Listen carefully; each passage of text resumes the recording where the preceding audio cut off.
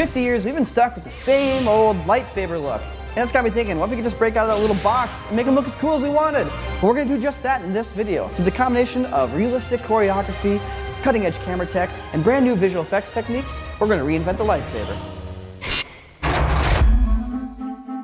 The lightsaber, a classic weapon. Elegant weapon on a more civilized day. The concept of an energy sword has existed beyond just a lightsaber. It's not something that's specific just to Star Wars. And if you look at Star Wars, I feel like there's been a lot of stagnation in the idea of an energy sword. If you look at what a fight scene is supposed to mean, two human beings dueling to the death, it's intense emotions. It should be the height of storytelling. But oftentimes, lightsabers end up being showy, flashy, acrobatic displays. Hollywood has been an issue here where they get scared of reinventing things. And so we've taken it upon ourselves to see if we can reinvent the lightsaber. Through reapproaching choreography to changing how we would approach visual effects, I think we can make an energy sword that feels more visceral, more real, and perhaps more dramatic than the classic lightsaber from Star Wars. We're going to shoot a little cinematic short film about a school that teaches sword dueling. We want you to feel the life and death drama of this sword fight, which means shooting things smooth and cinematically. No handheld shaky footage here. However, we don't have expensive equipment or a big crew, so we're gonna be using the new Ronin 4D from DJI to get this done.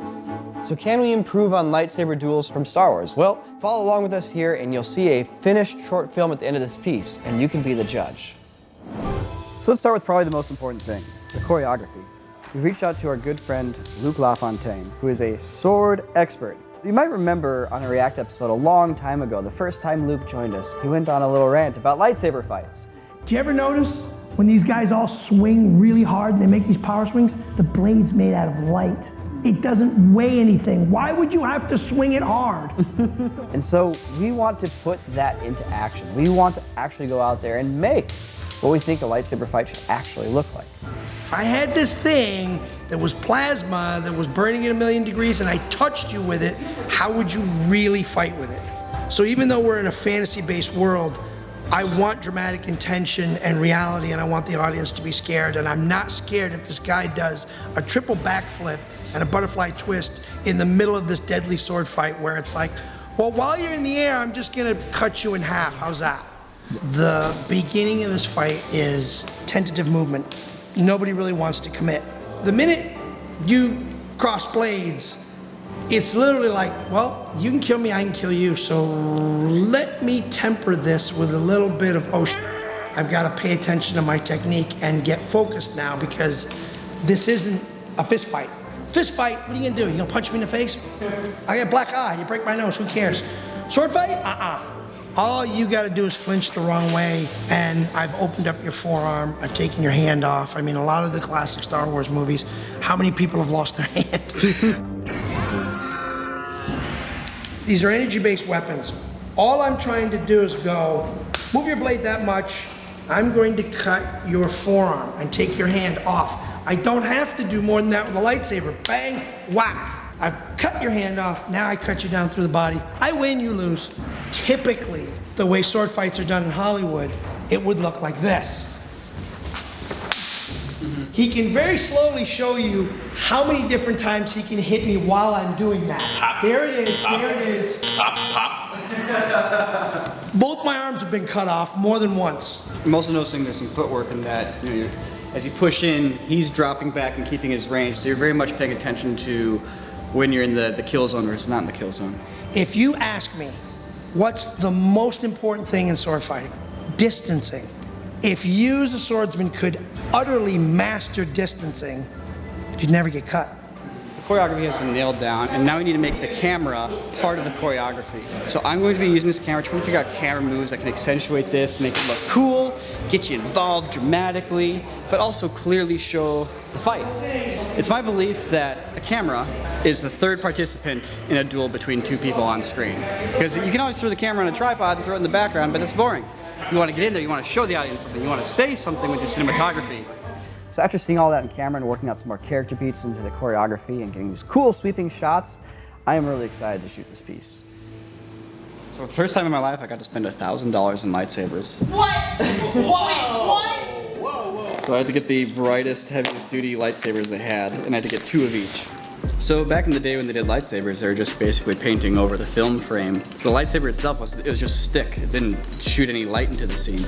But now in modern times, we have these things called LEDs, which didn't exist back in the 70s. And so now we can make lightsabers that actually emit light. And our material science has gotten advanced enough where the blades don't break as easily. Who wants to whack a lightsaber? That's a dream come true. You did it. That's a dream come true. Alright.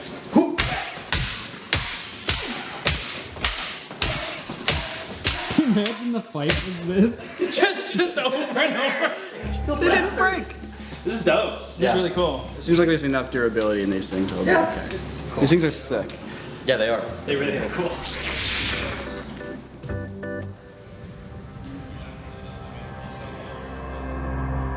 What up, son? What up, son? Here we are again.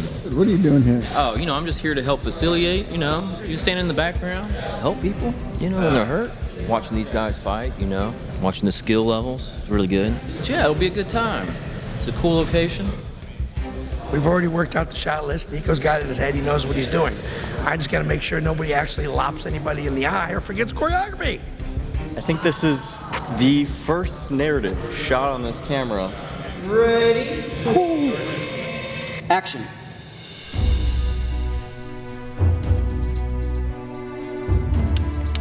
It's been taxing. Just the specificity of everything is really tricky. Luke has very high standards, but it's good, and the choreography makes sense. So in that sense, it's not hard at all.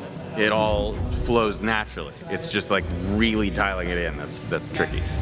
So there's like a million things that are cool about this camera, but this little guy, which lets me do dolly shots on my feet, is like one of the coolest parts. So this shot, I'm gonna be nice and low to the ground, and I'm gonna skim along it like this. You notice how the head stays even while I'm bobbling with my feet. That literally looks like a chicken walking. That's a chicken right there. There's actually a sonar, I believe, on the bottom that measures the distance. It's basically all the same tech from their drones, but packed into a camera. Having that fourth axis stabilization is pretty insane. This is probably one of my favorite ways to pull focus. It's so good that sometimes I don't even need to do my job. We just used autofocus, and basically I could just sit here, hang back, eat an orange or something, and just let the camera do pretty much all the work for me. Thanks, DJI, for taking my job. I'm gonna be getting this crazy single take because this camera is meant to fly, and I'm gonna let it spread its wings because it's about time that we showed off these guys' abilities. All right, here we go, boys. Whole thing. Don't rush anything. And action.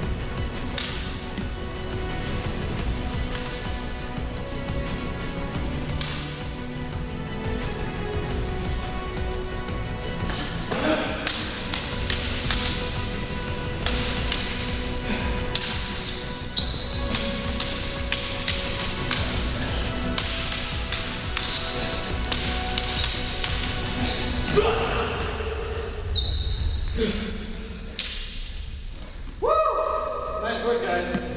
Nice. That was great. That was good. That's a wrap, guys. Good job, guys. It was a lot for me to ask you after over 10 hours in the day to do it in a oneer. I really appreciate all you guys' hard work. He's good. He's good. This was a lot of fun because I share some of Luke's attitudes about movie sword fights. It's very rare to actually get a sword fight that lasts, where it's two characters having a conversation with their weapons. And there's a lot of big battle scenes where people are like, you come in, you swing the sword, you die. It's just great to be able to put a fight together where you can see the story develop. I think realistic sword fights are more exciting than more stylized, exaggerated ones. Obviously, style has its place, but the really good, realistic fights make you sit on the edge of your seat because your body recognizes that that's dangerous. We tried to show that there is actual, thought and danger and decisions. There's gravitas to everything. With a fight like this, you need that cinematic smoothness. You need that feeling like an omnipotent god looking at his creations. Like I was gliding and flying all over the place. I mean, there's shots I'm getting that would require thousands and thousands of dollars worth of like Steadicam tech and a crew to do. And I'm just like, oh, I'll try this. Like, yeah. Matt basically never biffed focus. Imagine that. Imagine having a LiDAR and you can just use that to pull all your focus. The Ronin 4D is the kind of camera that I wanted since I started making YouTube videos. To me, that is the perfect camera. How do you reinvent the lightsaber visually? How do you make it look different? How do you make it look better? There's a lot of ways, actually. I've been thinking about this for a long time. Here's how I'm going to try to improve the look of an energy sword. First and foremost, the light, right? They're lightsabers. They give off light. The look of the lightsaber that everybody remembers kind of comes from the prequels, where it's the white core and then the colored fringe. And that's kind of how everybody does fan film lightsabers these days. Because the white core represents parts of the lightsaber being so bright that they're overexposing the camera. And of course, as it fringes off, as it blurs out, you can actually see the color there because the exposure is low enough. The problem is when you move something really fast, the motion blur basically lowers the exposure, and that white core should turn into the color of the lightsaber.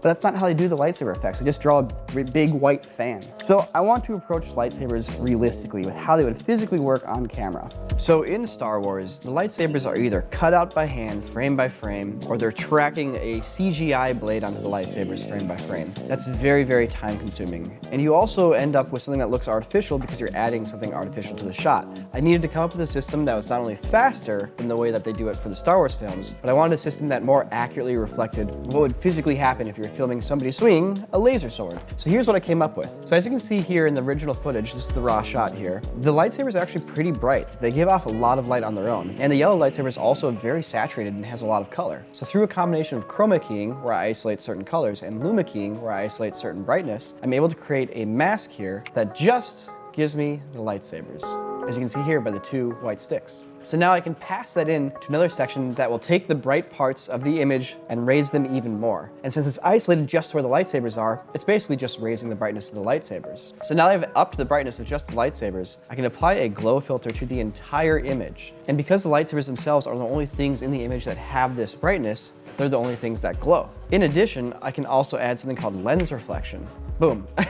So this mimics how light passes through the different glass of the lens and reflects within there and then gets filmed. So by combining the aperture diffraction, which gives me the glow, and the lens reflections, I end up with a realistic looking lightsaber glow that glow as if it was filmed on set, being that bright. Then as the sabers move and they're swung around and they change kind of their hue and brightness, so too does the glow shift, and so too do the reflection shift. Very realistic, and it changes the look from what you're conventionally seeing in a Star Wars film while still maintaining the identifiable look of an energy sword. And it's much, much faster than tracing it all by hand.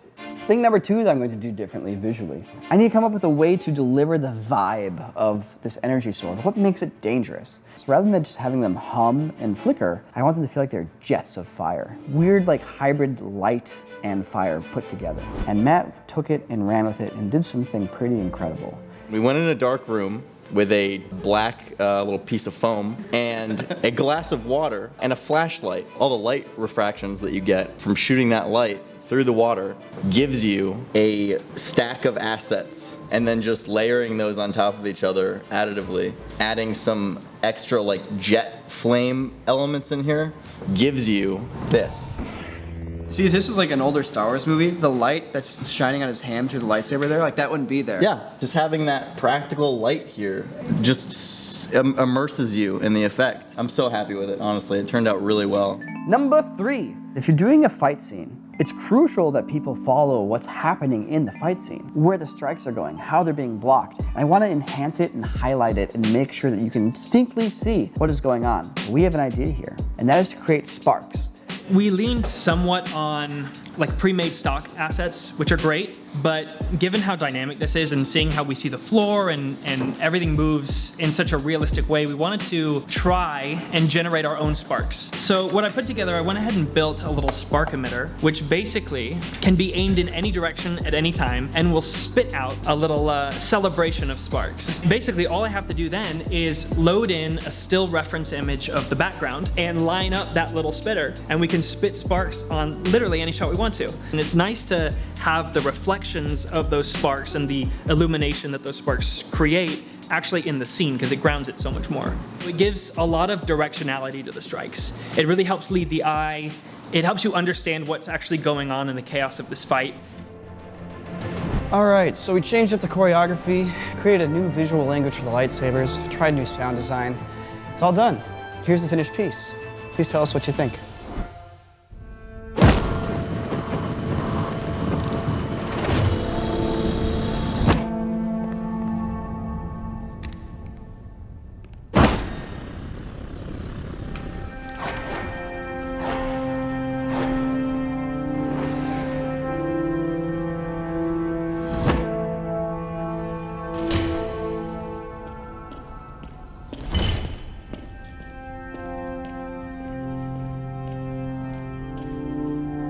Graduation day. Huh? The student must experience a real fight before they're ready. What makes it a real fight? You have to kill your opponent.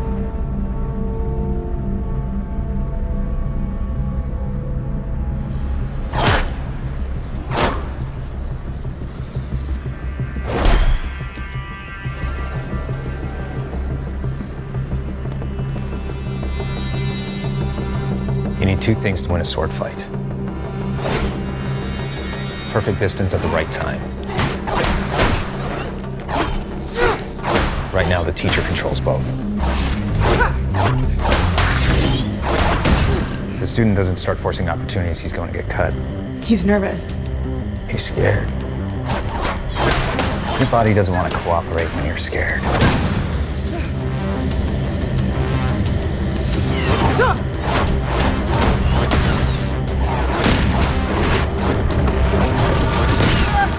Oh, jeez.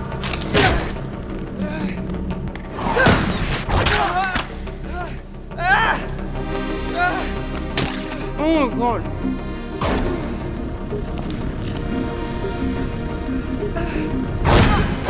Oh my god. See, this school's fucked up. This school breeds the best sword fighters in the world. You want to know why?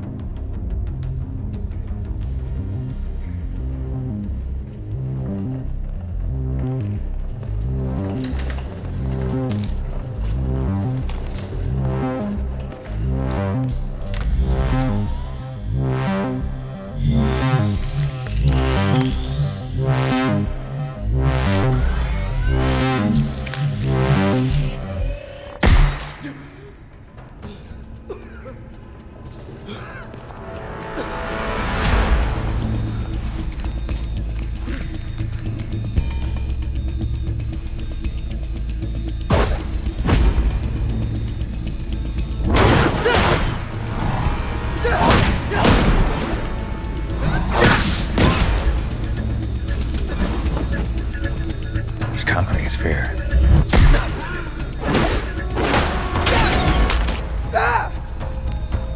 Now he just needs to temper his attitude.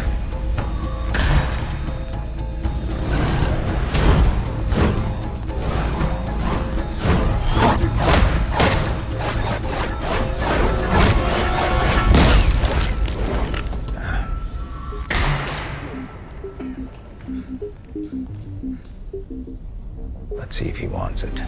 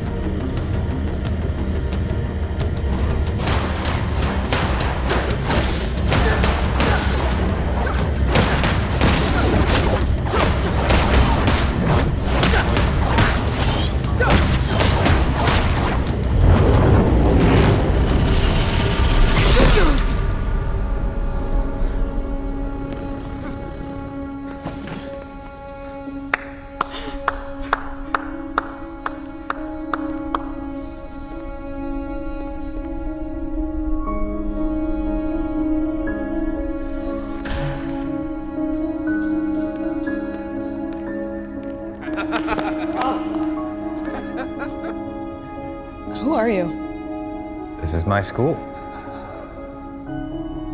Want to join?